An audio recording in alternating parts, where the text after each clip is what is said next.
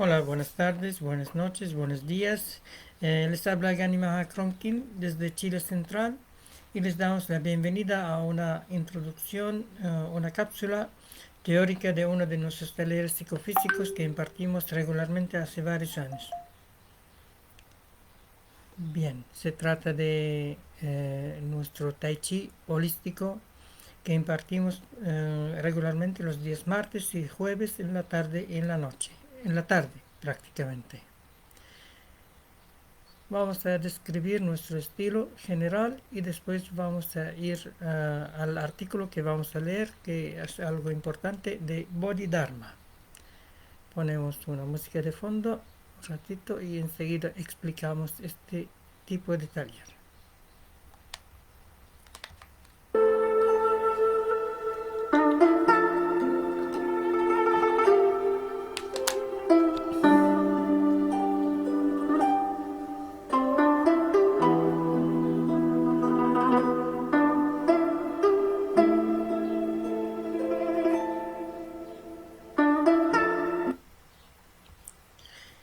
Bien, los días martes normalmente hacemos la versión pasiva del Tai Chi, cámara lenta como se acostumbra con todas las técnicas pertinentes en estilo propio basado en muchos años de práctica en esta vida, más que 40 años de diferentes artes marciales, casi 50 años si hablamos desde el inicio con artes marciales japonesas, después artes marciales hindúes, chinas y de otros lados también. Entonces, nuestro taller de Tai Chi pasivo mm, empieza con el calentamiento típico, no exigente, porque es más destinado para tercera edad, seniors, terapeutas, personas que quieren algo activo, pero no tan exigente como en muchos estilos de Tai Chi pasivo, porque tenemos tres estilos muy promocionados. El primero es muy exigente porque es mezcla de artes marciales con Tai Chi, que es el estilo Chen. El segundo que es de la salud, estiramiento, pero en el entrenamiento tradicional es muy exigente de estirar, de estar con postura baja, entonces la gente también tiene problemas de rodillas. Los que sufren de rodillas, de reumatismo, tienen mucha dificultad con eso. Aparte de la coordinación, los que tienen menos coordinación también sufren hasta que aprenden a fluir con eso o simplemente no es su disciplina y necesitan buscar otra versión. Y los estilos meditativos que son poco promovidos porque es el origen del Tai Chi pasivo. Entonces ahí si tiene la suerte de tener un estilo así, entonces es una bendición porque uno va a la esencia de ese planteamiento de la danza de los dioses. Después hacemos los balanceos de brazos, de piernas, hay diferentes series porque si hablamos del primer grado, un curso trimestral, damos más énfasis en todo lo básico. Segundo grado, damos más énfasis en lo secundario, variantes. Tercer grado, damos énfasis en la profundización, la radicalización de diferentes técnicas. Uno aprende a sentir meditación en movimiento, la esencia de este taller. Entonces ahí ya sabe lo básico, sabe lo secundario y hay que darse tiempo para profundizar cada técnica aparte con algunas cosas avanzadas, obviamente. Los que quieren ser monitores tienen que hacer un curso trimestral de propedéutico. Entonces ahí damos otras técnicas para poder facilitar la enseñanza, obviamente. Después hacemos el automasaje general o masaje de meridianos. Después hacemos el ablandamiento lento, que puede ser rectilineal o curvilineal. Después vamos a los estiramientos posturales, el Dao Yin. Después es el yoga chino. Después vamos a posiciones de enraizamiento, el Nei Kung. Después avanzamos a las energizaciones, el Chi Kung. Y recién viene el Tai Chi, el desplazamiento, con las formas que presentamos en general. Igual hay dos formas para primer grado y segundo grado. Obviamente el tercer grado es más creativo, tiene que situarse sobre el cuadrante mágico de la escuela y ahí uno va haciendo lo pertinente, cámara lenta, combinando todos los estilos que manejamos, los tres estilos básicos mencionados, simplificados, más otros estilos como estilo piernas, instrumentos, manejamos el globo, manejamos el abanico, manejamos la flauta, el paraguas en vez de la espada y el escobillón en vez de la lanza. Convertimos lo agresivo, terrenal en celestial artístico, prácticamente. Después avanzamos a los duetos, interacción, combate por decir. Y después avanzamos a el masaje compartido, tuina, masaje de meridianos, etcétera. Y terminamos con las postformas y la meditación. Entonces ahí hacemos el reciclaje de los órbitas micro y macrocósmicos también, aparte de alguna forma, postforma tigre y dragón, tenemos forma de tres calderos, etcétera. En el día activo, los días jueves en la tarde, hacemos la versión más marcial de este planteamiento. Tiene un esquema un poco diferente para completar las otras artes marciales para la paz. Todo es fluido. Simplemente la velocidad varía y algunas técnicas varían obviamente. Entonces, aparte del calentamiento general pertinente, como un poquito de trote, un poquito de caminata, algunas caídas de aikido, etcétera. Entonces empezamos con aikido, seguido por el bagua, que van juntos también, con todos sus subestilos. Después avanzamos a los estilos humanos, como Jackie Chan, entonces teatralizando diferentes posiciones, diferentes posturas. Después vamos a los estilos animales, Chinchi, los cinco animales más uno, que hacemos a nuestra versión más terrenal, más pacífica, celestial. Después avanzamos a los elementos, Shingi.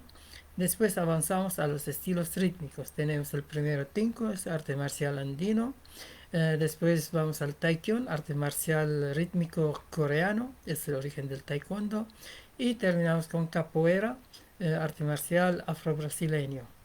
Entonces ahí cubrimos toda una gama y como no hay tiempo de hacer todo juntos, completos, entonces igual dividimos en tres grados. Entonces primero todo lo básico de todas esas artes, después todo lo secundario y variantes y después profundizamos en cada uno de ellos dando el tiempo para sentir la esencia de cada arte y ver cómo encierra la paz en cada arte. No es agresivo, es lúdico, obviamente, es compasivo como el aikido, lúdico como la capoeira, la política de la capoeira, y es muy arquetípico, porque ahí distribuimos los animales, los humanos, en los arquetipos. Entonces uno va trabajando la medicina oriental, va trabajando la psicodrama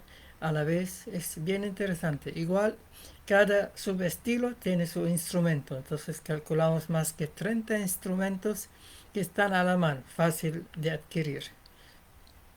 Entonces ahí hay que hacer la prueba y hablamos de mínimo 3 meses de probar cualquiera de las dos versiones, pasiva o activa, o ambas, mejor todavía, para poder decidir si esta técnica es mía para un tiempo, para unos años o para toda la vida. Quizás es la solución, porque la gente que tiene miedo, que tiene temores, que tiene ese tipo de problemas, su solución es hacer artes marciales, quizás no las agresivas, especialmente si están en una edad donde no pueden hacer una arte marcial exigente, trabajan, tienen otras responsabilidades. Entonces justamente nuestro estilo de Tai Chi holístico los martes jueves en la tarde está diseñado para no exigir tanto como las artes tradicionales, a menos que uno quiere probar la forma tradicional clásica, entonces le aconsejamos ciertas academias, ciertos maestros, ahí uno puede hacer el entrenamiento clásico de varios años ahí con toda su exigencia. Hay gente que se da para esto, como mi persona. Desde hace mucho tiempo tengo ese espíritu y eso viene de vidas anteriores, entonces me metí en diferentes academias, en diferentes artes y a veces por años me identificaba, saqué lo mejor de todos y me quedé en los mejores estilos para la paz, dejando al lado todo el resto que me sirvió como base, como el Shaolin, por ejemplo, y me dediqué a estilos más internos, más blandos, más conscientes. Bien, como de costumbre vamos a leer parte de un artículo o un artículo si es corto y comentar un poquito. Hoy día escogimos el patriarca de un tipo de budismo mezclado con artes marciales que nació en la India y se desarrolló en China. Tan famoso que quedó como una leyenda, porque ya se sabe históricamente debe haber algunos acontecimientos históricos registrados, otros controversiales, otros exagerados, creados para completar el panorama, así son los humanos y con el tiempo puede variar, pero importante lo que nos sirve en la vida actual. Ahí se trata de Bodhidharma.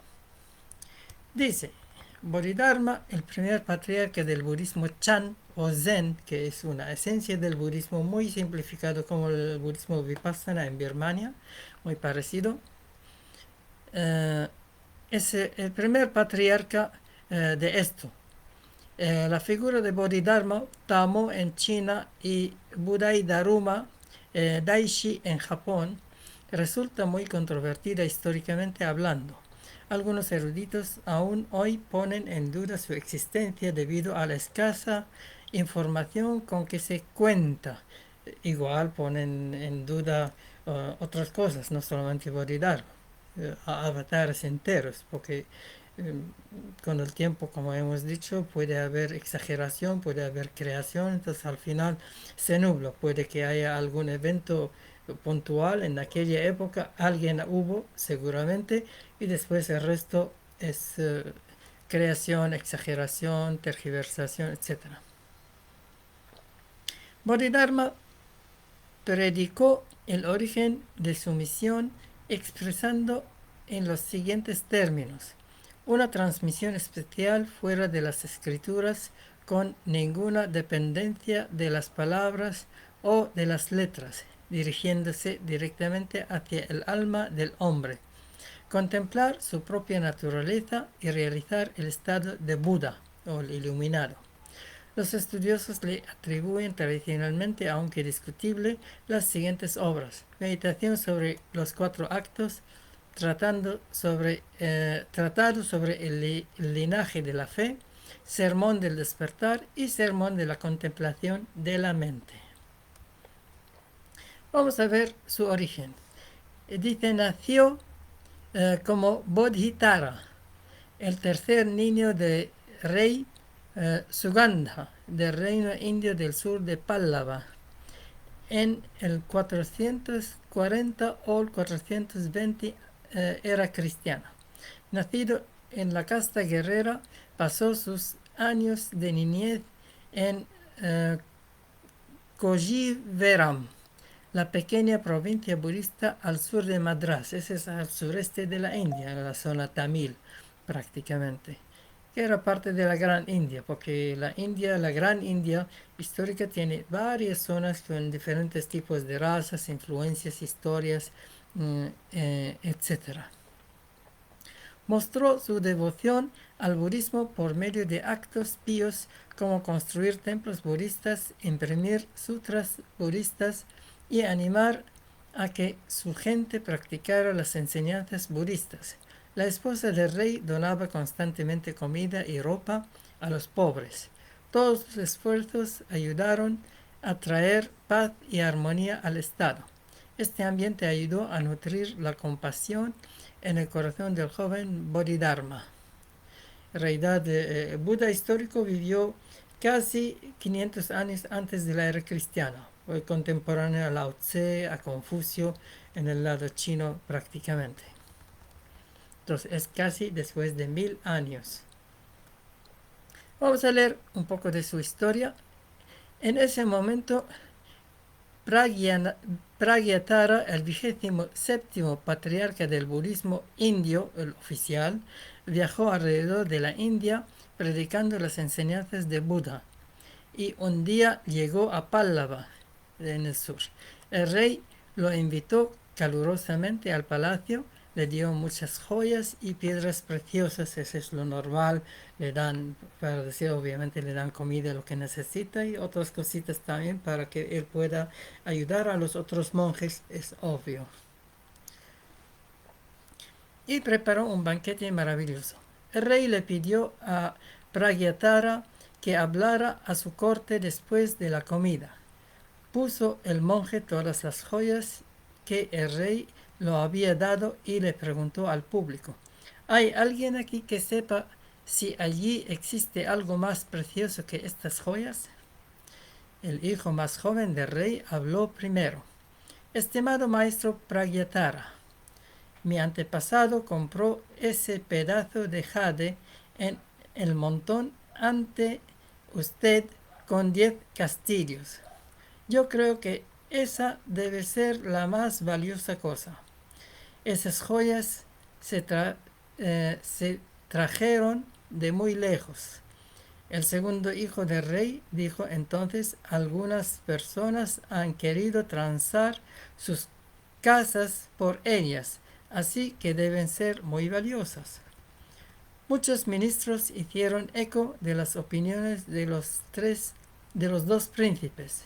Entonces Bodhidharma habló: la más valiosa cosa son las enseñanzas de Buda. Estas joyas son valiosas porque son raras y difíciles de obtener, pero cuando nosotros morimos, nosotros ya no las poseemos.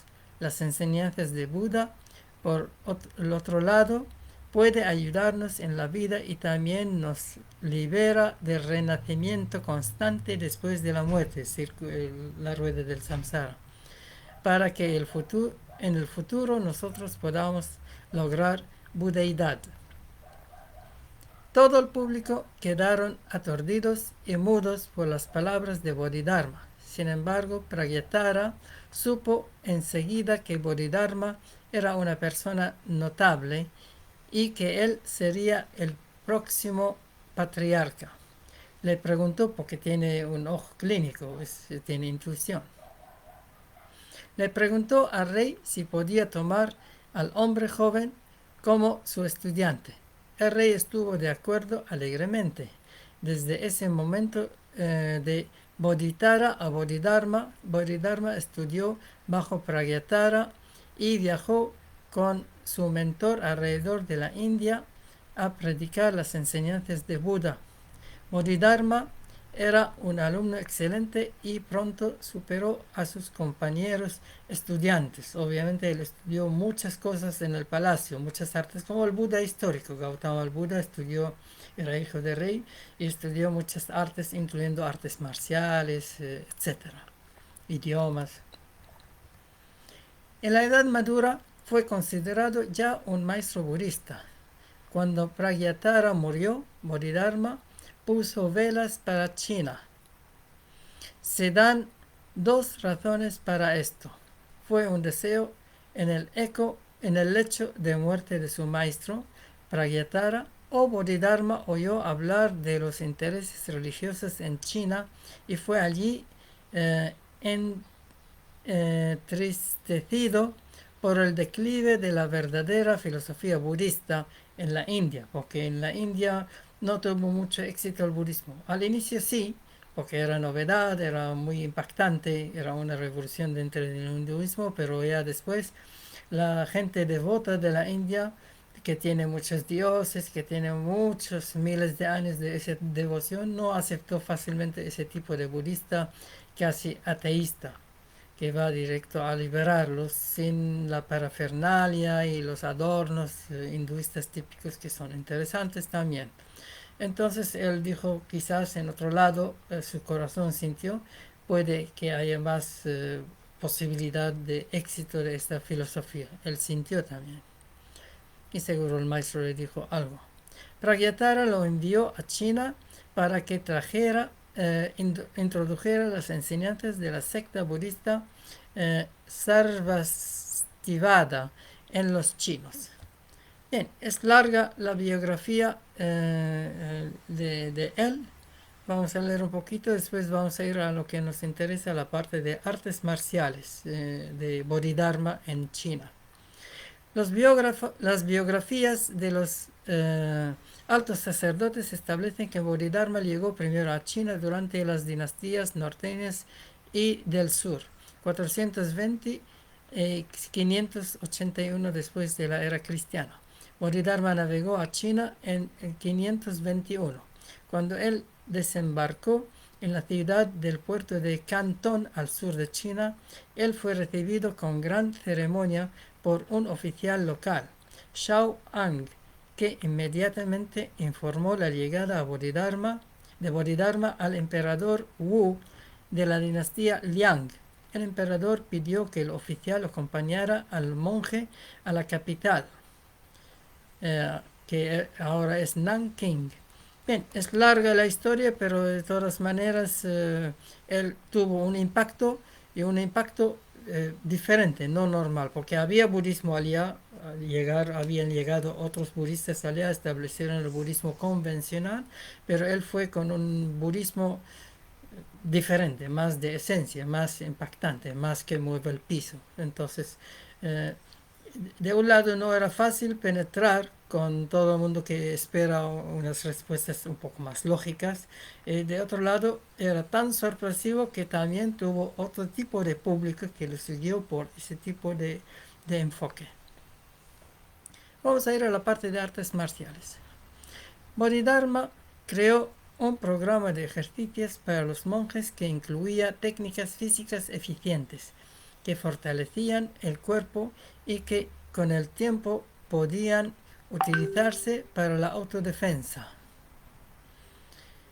Cuando Bodhidharma hubo establecido estas prácticas, su principal cuidado fue hacer a los monjes físicamente fuertes para que resistieran tanto su aislado estilo de vida como el entrenamiento engañosamente exigente que requiere la meditación. Esa meditación simple, mirando la nada, mirando la pared, por decir. Resultó que las técnicas sirvieron para un doble propósito.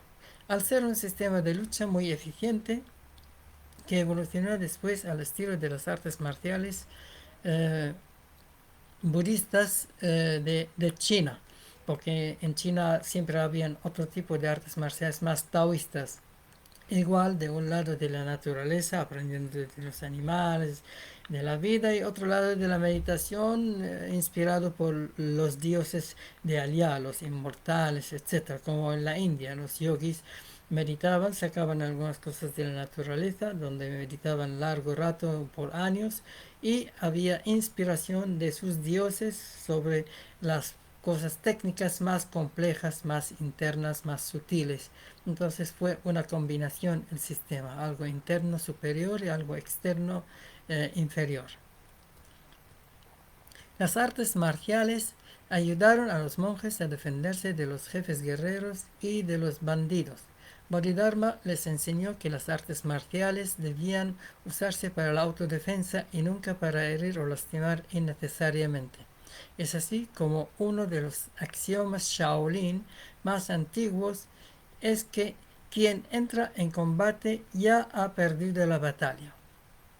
Así de simple. Entonces su sistema hace mucho ejercicio, extenuante casi, y con lesiones, porque el tipo de entrenamiento es exagerado en general, y mucha meditación, el otro extremo, mucha quietud, todos los dos extremos. En cambio, en el Wudan, otro monasterio que después se estructuró, surgió 1400, algo así, era meditación en movimiento. El estilo taoísta no separa la meditación del movimiento.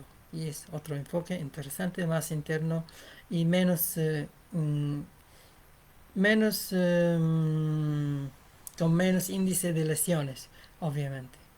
tenía muchas cosas interesantes. Y es bueno combinar. En el Wushu moderno combinan. Primero hay que estudiar lo externo, lo duro, después, que es bueno para los jóvenes, después para los adultos, lo blando interno. Y cuando uno avanza mucho más, estudia Tai Chi, que es la cumbre de las artes marciales.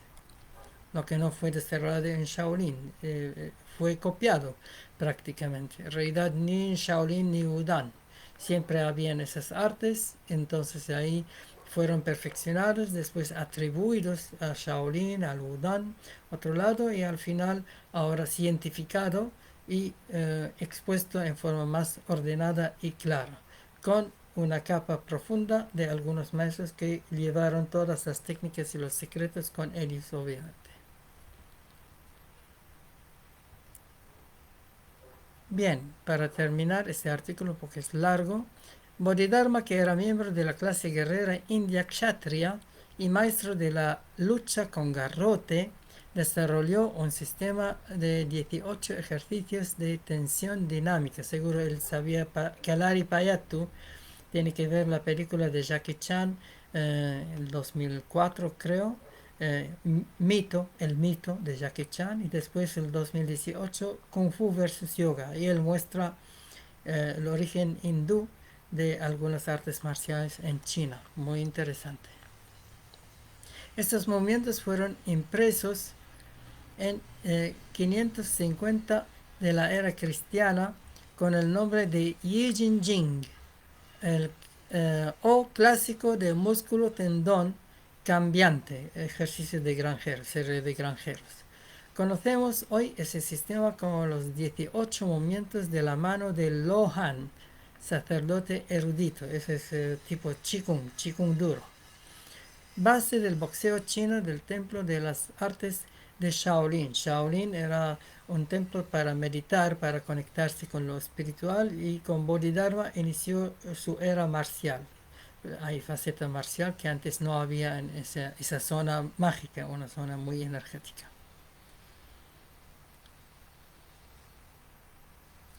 Algunos historiadores disputan la fecha, pero la leyenda dice que Bodhidharma se estableció en el templo Shaolin de Songshan, en la provincia de Hunan, en el año 526 de la era cristiana. Sabemos que el primer templo Shaolin fue construido en el año 377 para Pan Ya Ko, el primer Buda.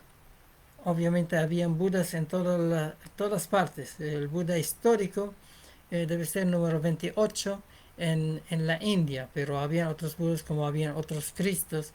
También habían muchos lugares santos, sagrados, energéticos, por decir.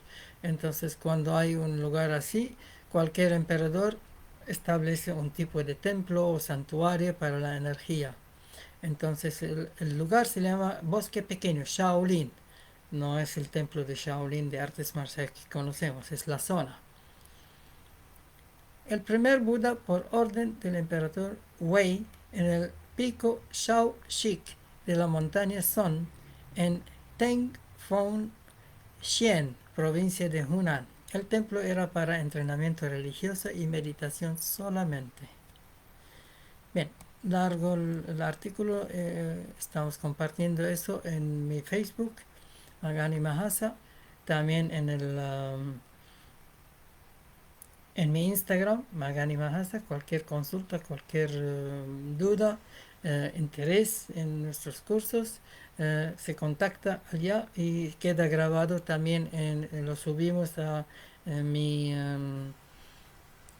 YouTube. Tenemos YouTube, Armon-22. Ahí hay varias cápsulas de este taller y de otros talleres como el yoga holístico, que vamos a dar más tarde la cápsula introductoria. Mañana en la tarde, sanación holística Chipran, seguido por danza holística Yokchi.